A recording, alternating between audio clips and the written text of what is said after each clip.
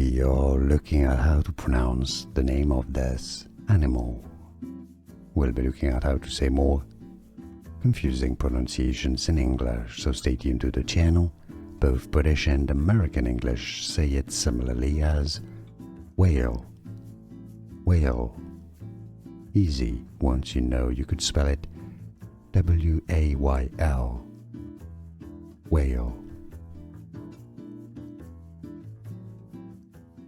We are looking at how to pronounce the name of this animal. We'll be looking at how to say more confusing pronunciations in English, so stay tuned to the channel. Both British and American English say it similarly as whale, whale. Easy once you know you could spell it W-A-Y-L, whale.